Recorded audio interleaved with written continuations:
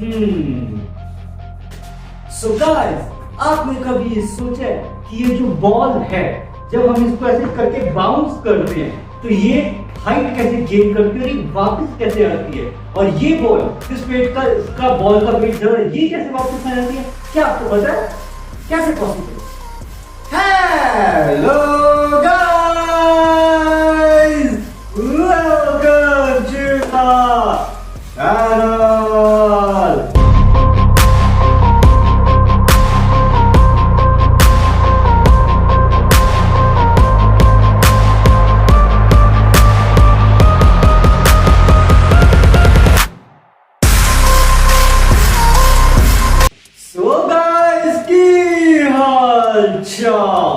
आज तो हमारा टॉपिक है कि ये जो बॉल है, ये बॉल जब बाउंस करी जाती है किसी हाइट पर तो ये वापस कैसे आ जाती है यार?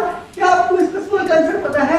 सो गाइस, इसका आंसर है due to kinetic energy, potential energy and gravity. अब आप बोलोगे ये सब क्या है? चलो आपको एक्सप्लेन करते हैं। और इस बीच में मैं एक और टर्म को एक्सप्लेन करने वाला हूं जिसका नाम है law of conservation of energy. I know जो क्लास 9th में होंगे कमेंट बॉक्स में मुझे बताना आपने इस लॉ के बारे में पढ़ा कि नहीं। ये भी मैं बताऊंगा इसमें क्या होता है। काइनेटिक एनर्जी और पोटेंशियल एनर्जी इक्वल होती है। अब ये सब कैसे, चलो आपको एक एक करके समझाता हूं। अब चलो सबसे पहले समझते हैं काइनेटिक एनर्जी क्या होती है। सो गाइस देखो, जैसे कि ये एक ऑब्जेक्ट, ठीक है।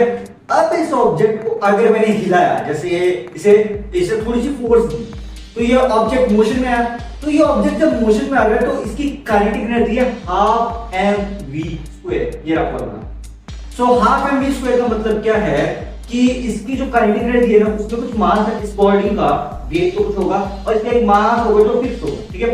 तो इसका मास तो चेंज नहीं हो रहा है, लेकिन ये जब बॉल हवा में जा रही है और वापस आ रही है तो इसकी वेलोसिटी चेंज हो रही है। वेलोसिटी मतलब इस पे जैसे इसकी ना कुछ अमाउंट ऑफ स्पीड जा रही है। जैसे ये बॉल जाएगी तो ये वापस आई है, ये कुछ स्पीड लेके वापस आई है, इतनी हाइट पे गई फिर वापस आई, तो एक स्पीड लगी, उसको बोलते हैं वेलोसिटी। तो इसमें कुछ वेलोसिटी थी, इनिशियल वेलोसिटी इसकी यहाँ पे 0 है, लेकिन यहाँ पे जब जाएगी तो फाइनल वेलोसिटी कुछ आएगी, तो स्पीड के अकॉर्डिंग कैलकुलेट किया जाता है। फिर ये जब वापस छोड़ोगे तो यहाँ पे इनिशियल वेलोसिटी 0 होगी, यहाँ फाइनल वेलोसिटी यहाँ पे इनिशियल वेलोसिटी में कोई वैल्यू आ गई, यहाँ पे फाइनल वैल्यू 0 होगी। सो ये ऐसे ही चलता रहता है ऊपर नीचे दाएं बाएं, क्योंकि काइनेटिक एनर्जी का मेन मतलब क्या होता है कि ऑब्जेक्ट जो मोशन में है, अगर आपने एक ऑब्जेक्ट को मोशन में ला दिया तो उसमें कुछ ना कुछ अमाउंट ऑफ काइनेटिक एनर्जी होगी। अब समझते हैं पोटेंशियल एनर्जी। पोटेंशियल एनर्जी में थोड़ा अलग कंसेप्ट है। जैसे सपोज आपने इस ऑब्जेक्ट को हाइट पे ले गए, ठीक है। अब ये हाइट पे ऐसे रख दिया, जैसे सपोज आपने टेबल के ऊपर रख के ऐसे रख दिया, तो इससे क्या हुआ? इससे ये हुआ है कि अभी ये ऑब्जेक्ट इतनी हाइट पे, यहाँ से ऊपर कर दे रहा है मैंने हाथ से, तो अब इतनी हाइट पे इस ऑब्जेक्ट का जो पोटेंशियल एनर्जी है वो mgh हो जाएगा। मास, ग्रेविटी और height, acceleration due to gravity और हाइट। मास तो आपको पता है फिक्स है इसका, एक्सेलरेशन ड्यू टू ग्रेविटी जो ग्रेविटी फोर्स करती है वो 9.8 m/s², ठीक है। अब मीटर/s²। अब h यानी कि हाइट। अरे भाई ये यहाँ से इतनी ऊपर में लेके गया हूँ, कुछ ना कुछ तो इसकी ये हाइट होगी ना, यहाँ से लेके यहाँ तक, तो इसकी हाइट है, लेकिन ऑब्जेक्ट तो रेस्ट पे है, ऑब्जेक्ट तो हिल नहीं रहा। हाँ, बस इतना है कि एक हाइट पे है, तो यहाँ पे इसकी पोटेंशियल एनर्जी होगी mgh। लेकिन अब ये काइनेटिक एनर्जी के अगेंस्ट चला गया, क्योंकि काइनेटिक एनर्जी में क्या था कि ऑब्जेक्ट ऊपर है लेकिन उसमें मोशन होना चाहिए। यहाँ तो ऑब्जेक्ट में कोई मोशन है नहीं, ऑब्जेक्ट तो रेस्ट पे, रेस्ट पोजीशन पे इसका पोटेंशियल एनर्जी है mgh हो गया, काइनेटिक एनर्जी 0 हो गया। लेकिन जैसे ही ये बॉल यहाँ से रोल करके नहीं आई तो हुआ क्या? इसकी हाइट कम हो गई। यहाँ थी ना, यहाँ से यहाँ आ गया। अब यहाँ से यहाँ आने पे हुआ क्या? यहाँ जो उसकी mgh पोटेंशियल एनर्जी थी वो यहाँ पर 0 हो गई, लेकिन काइनेटिक एनर्जी यहाँ पे आके ½ mv² हो गई। क्यों? क्योंकि ऑब्जेक्ट मोशन में आया। अब ये ऑब्जेक्ट मोशन में आया तो कुछ देर के लिए हिलेगा, जैसे आपको दिखाऊंगा। ये गिरा यहाँ, अब ये देखो हिल रहा है ना, हिल रहा है, थोड़ा अमाउंट ऑफ हिलता है। तो ये जो हिल रहा है ये बेसिकली इसमें काइनेटिक एनर्जी है जो कुछ अमाउंट ऑफ स्टोर है। अब इसको आप पेंडुलम से डिस्कस कर सकते हो, क्योंकि जब एक पेंडुलम होता है ना, तो आप पेंडुलम को जब ऐसे रखते हो तो उसको ऐसे शेक करते हो तो वो थोड़ा थोड़ा करके ऐसे करके हिलता रहता है, और वो तब तक रुकता नहीं है जब तक उसमें अमाउंट ऑफ एनर्जी स्टोर नहीं। मैं आपको वो भी करके दिखा। हाँ तो गाइस ये पेंडुलम तो नहीं है, मतलब उस टाइप का एक ऑब्जेक्ट है आपको एक्सप्लेन करने के लिए। देखिए यहाँ पे ये ऑब्जेक्ट है जो एक रोप के साथ बंधा हुआ है, ठीक है। अब क्या करना है कि हमें ना यही से आपको law of conservation of energy समझ आ जाएगा। देखो law of conservation of energy में क्या है कि ये जो ऑब्जेक्ट है, इस ऑब्जेक्ट को जैसे ही हम यहाँ ले गए तो यहाँ पे एक हाइट पे चला गया ऑब्जेक्ट, इसकी इनिशियल पोजीशन ये थी ये, तो ये यहाँ से यहाँ आ गया। अब क्या है यहाँ पे पोटेंशियल एनर्जी इसकी mgh होगी, लेकिन इसमें काइनेटिक एनर्जी तो है नहीं क्योंकि ऑब्जेक्ट रेस्ट पे है, तो ये करेगा यहाँ पे काइनेटिक एनर्जी जीरो। लेकिन जैसे हम इस ऑब्जेक्ट को छोड़ेंगे तो होगा क्या कि ये ऑब्जेक्ट रोटेट करता रहेगा करता रहेगा करता रहेगा। देखो मेरा हाथ कांस्टेंट है, अब जैसे मैंने इसको सीधा करा ये हो गया, यहाँ पे ये मोशन में है, तो अभी के टाइम में जो काइनेटिक एनर्जी थी हाइट से वापस है तो हाफ mv स्क्वायर होगी। लेकिन जो पोटेंशियल एनर्जी तो बेसिकली हाइट पे डिपेंड करती है ना। अब ये हाइट पे है, लेकिन यहाँ की हाइट और यहाँ की हाइट में फर्क है। ये इसकी इनिशियल पोजीशन है और यहाँ पे इसकी एक फाइनल पोजीशन बनी थी कि यहाँ पे जैसे ये है क्या ना, ये इसकी फाइनल पोजीशन, इनिशियल पोजीशन ये थी, तो यहाँ पे इनिशियल पोजीशन में इसकी जो वो होगी ना वेलोसिटी, वो कुछ अमाउंट होगी, क्योंकि जब ये हाइट से यहाँ वापस आया ना तो ये हिल रहा है और हिलते हिलते कुछ सेकंड के बाद अपने आप रुक जाएगा। तो जब ये रुकेगा तो यहाँ पे इसकी जो काइनेटिक एनर्जी है वो हाफ mv स्क्वायर होगी, लेकिन इसकी जो पोटेंशियल एनर्जी है वो जीरो होगी। लेकिन ये जब ऑब्जेक्ट यहाँ जाएगा तब इसकी पोटेंशियल एनर्जी mgh होगी और काइनेटिक एनर्जी जीरो होगी। अब ये फंडा ऐसा क्यों है, क्योंकि ऑब्जेक्ट जो होता है ना, जब किसी रोप से बंधा होता है तो इसमें एनर्जी कंजर्वेशन चलती है। अगर आपको law of conservation of energy पता है कि energy can neither be created nor be destroyed but it get converted into one form of energy to another. ये तो सभी ने पढ़ा है कि एनर्जी को हम डिस्ट्रॉय नहीं कर सकते, लेकिन वो कन्वर्ट होती रहती है एक फॉर्म से दूसरी फॉर्म में। तो सिंपली ये यहाँ पे भी यही है कि यहाँ हाइट पे गए तो इसमें मोशन आ गया, ये सर्कुलर मोशन में ऑसिलेट कर रहा है कुछ देर के लिए, ये ऑसिलेट करता रहेगा करता रहेगा करता रहेगा। जब इसकी एनर्जी जो यहाँ पे हाइट के ऊपर टाइम पे काइनेटिक एनर्जी स्टोर हुई है ना, काइनेटिक एनर्जी को जैसे आप रिलीज कर दोगे तो काइनेटिक एनर्जी इसको तब तक हिलाएगी जब तक इसमें k equal to half mv square रहेगा।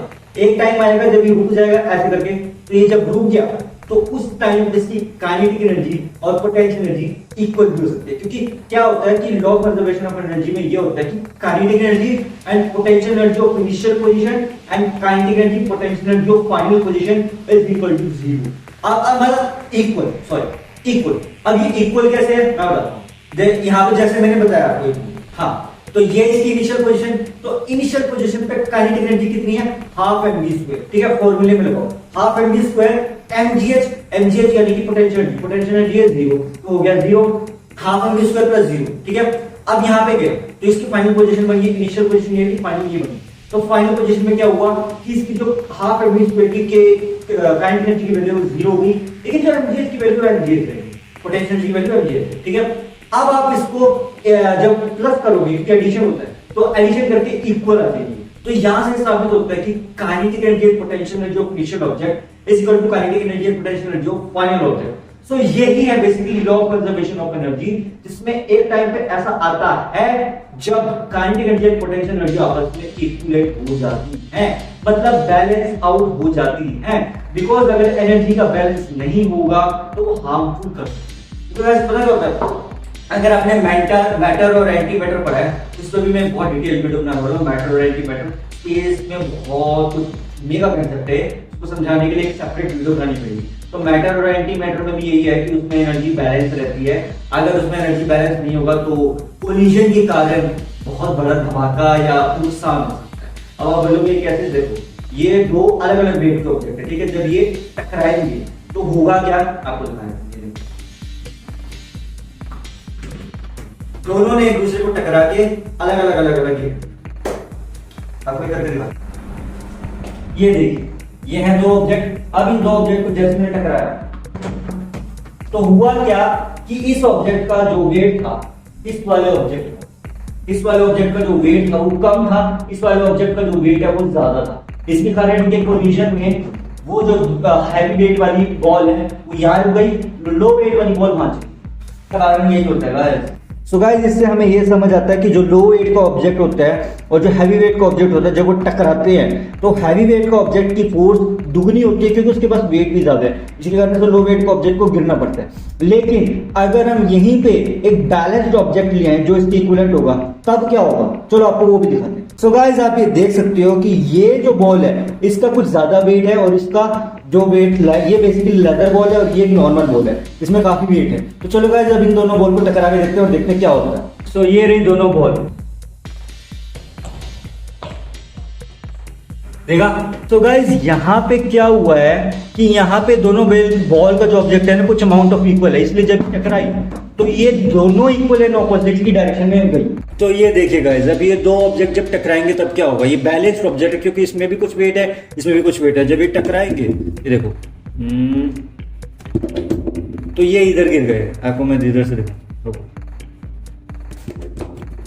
देखे इक्वल एंड ऑपोजिट डायरेक्शन में गए। लेकिन अब यहीं पे मैं ये ऑब्जेक्ट ले लूं, ये लाइट वेट है ये हैवी वेट है, अब इनका क्या होगा जब ये टकराएंगे, देखा आपने, ये वाला जो ऑब्जेक्ट है ये दूर चला गया और ये ऑब्जेक्ट कुछ फोर्स से वहां गिरा। लेकिन इस कंडीशन में क्या हुआ था कि इस कंडीशन में ये जब टकराए थे तो दोनों इक्वल एंड ऑपोजिटली गए। अब आपने गाइस ये चीज नोटिस करी इस एक्सपेरिमेंट में कि ये जो लेदर बॉल है इसका कुछ ज्यादा वेट है और ये जो टेनिस बॉल है इसका कुछ अमाउंट ऑफ वेट है और ये जो एक मीडियम बॉल है इसमें काफी वेट है, मतलब इस टेनिस बॉल के मुकाबले इसमें थोड़ा ज्यादा वेट है। इसके कारण जब ये टकराए तो इनके टकराने से हुआ क्या कि दोनों पे इक्वल एंड ऑपोजिट फोर्स लगी, जिसके कारण से इसकी फोर्स और इसकी फोर्स आपस में बैलेंस हो गई और दोनों एक दूसरे की तरफ गिरे। इसको बोलते हैं इलास्टिक कोलिजन। लेकिन यहाँ पे क्या हुआ कि यहाँ पे वेट एक ऑब्जेक्ट का कम है और एक ऑब्जेक्ट का ज्यादा है, तो जब ये टकराए तो ये वाला ऑब्जेक्ट दूर जाके गिरा लेकिन ये ऑब्जेक्ट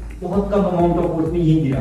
इसको बोलते हैं इनइलास्टिक कोलिजन। बिकॉज़ यार इसमें ऑब्जेक्ट का वेट का डिफरेंस है ना, यहाँ वेट कम है यहाँ वेट ज्यादा है, जब टकराएंगे तो ऑब्वियसली बात है ज्यादा वेट की फोर्स ज्यादा लगेगी। इसी कारण से जो लो वेट का ऑब्जेक्ट है फोर्स ज्यादा लगेगी, ये गिर तो जाएगा बट ये यहीं का कैसे गिरेगा, लेकिन ये इतनी दूर जाके गिरेगा। अब यहीं पे ये वाला ऑब्जेक्ट जिसमें कुछ अमाउंट ऑफ वेट है पहले से, उसमें कम था इसमें थोड़ा ज्यादा है, मतलब इसके मुकाबले थोड़ा बैलेंस वेट है। तो जब ये टकराएंगे तो इनमें फोर्स बैलेंस हो जाएगी, तो ये भी इधर गिरेगा थोड़ा सा दूर और ये भी इधर गिरेगा।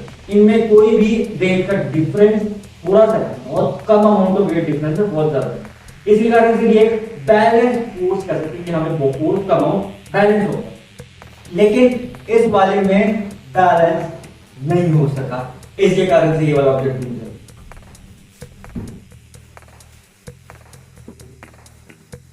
So I hope so guys आपको समझ आ गया होगा इन सारे एक्सपेरिमेंट से कि law of conservation of energy में एनर्जी कांस्टेंट की होती है, उसका रिजल्ट काइनेटिक एनर्जी और पोटेंशियल एनर्जी का डिफरेंस होता है अलग अलग सिचुएशन पे अलग अलग पोजीशंस पे। इसकी इनिशियल पोजीशन मतलब स्टार्टिंग पोजीशन क्या है और फाइनल पोजीशन क्या है उस पर डिपेंड करेगा। अब यही सेम एक्सपेरिमेंट अगर यहाँ पे इसकी कुछ हाइट है तो यहाँ पे फाइनल जो वेलोसिटी है वो कुछ आगे है। अब यही सेम आप इसको उल्टा भी कर दो, अगर आप इसको जैसे सपोज इधर से भी कर दो तब भी सेम रहेगा, इधर से भी एम दिया जाएगा और इधर से भी एम दिया जाएगा। लेकिन जब ये यहाँ से भी जाएगा तो वापस सेम वही फॉर्मूले पे कॉन्स्टेंटली वापस आएगा। बिकॉज आप चाहे इधर ले लो चाहे इधर ले लो, उससे डिफरेंस नहीं पड़ता है, डायरेक्शन से फर्क नहीं पड़ता। फर्क इससे पड़ता है कि ये ऑब्जेक्ट कितनी हाइट है, जितनी ज्यादा हाइट पे होगा उतनी ज्यादा इसकी पोटेंशियल एनर्जी होगी। अब आपसे एक सवाल मैंने ये पूछा था कि ये बॉल वापस कैसे आती है, तो वैसे जब ये बॉल ऊपर गई ये गई ना ऊपर, तो ये जब वापस आ रही है ना तो ये वापस अपने आप नहीं आ रही है, आपने इस बॉल को एनर्जी दे दी तो ये बॉल एक एनर्जी में यहाँ चली गई।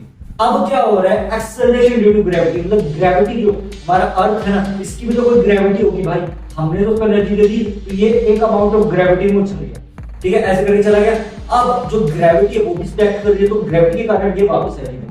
तो जो ग्रेविटी है उससे कुछ अमाउंट ऑफ जैसे ही एक हाइट गेन करेगा तो यहाँ पे इसकी एनर्जी हो जाएगी, लेकिन तो ऊपर से एक्सेलरेशन ड्यू टू ग्रेविटी है जो हमारी पृथ्वी घूम रही है। ग्रेविटी क्यों बन रही है, हमारी पृथ्वी सर्कल पे ऐसे करके घूम रही है, जो सर्कल में ऐसे करके घूमेगी तो फिर से मतलब उसको कुछ ना कुछ एनर्जी दिखेगी, तो ग्रेविटी की फॉर्म में निकलती है।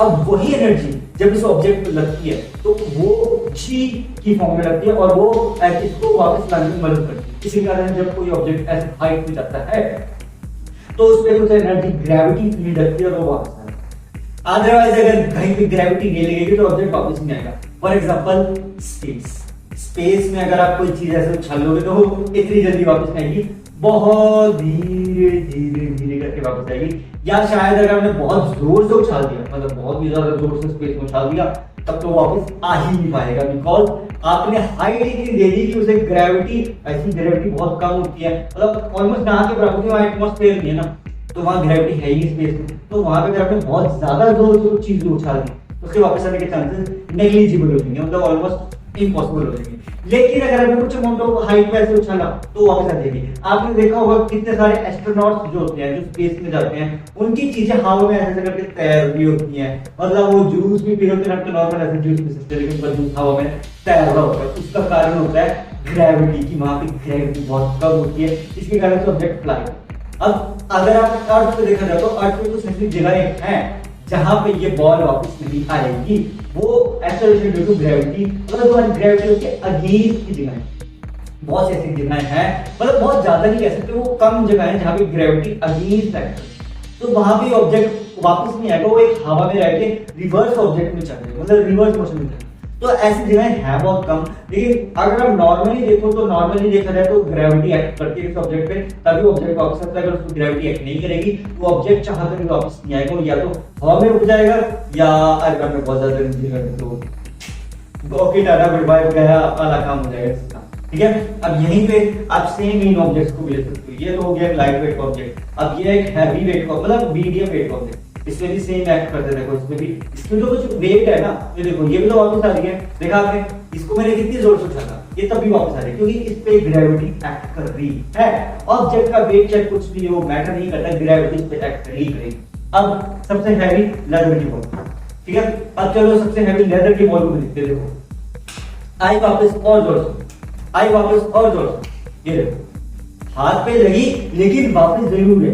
इससे क्या साबित होता है कि ग्रेविटी ऑब्जेक्ट के वेट पे बैठा नहीं करती, वो एक्ट करना ही करना है, क्योंकि वो यूनिवर्सली एक्ट करती क्योंकि पृथ्वी तो घूम रही है ना एक रोटेशनल एक्सिस पे, वो तो घूमती रहेगी, उसको सर्कुलर मोशन तो क्रिएट होते रहेगा, तो ग्रेविटी एक्ट हमेशा करती है। इसके कारण से गाइस जब law of conservation of energy होती है तो इसमें जो ग्रेविटी है वो बहुत बड़ा रोल प्ले करती है, क्योंकि ग्रेविटी भी तो इस पे एक्ट कर रही है ना। हमने काइनेटिक पोटेंशियल एनर्जी तो देख ली, लेकिन ग्रेविटी तो एक्ट करती है, तभी तो ये सब सारा सिस्टम चलता है, समझे?